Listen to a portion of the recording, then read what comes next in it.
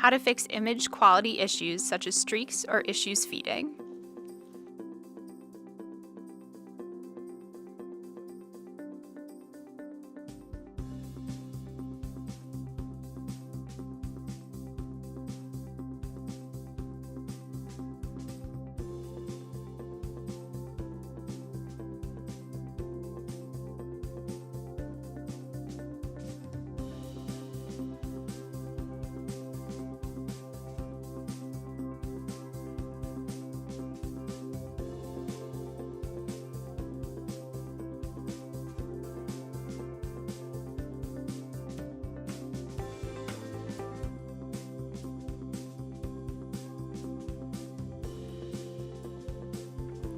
Now, since you've performed the maintenance, you need to reset the counters.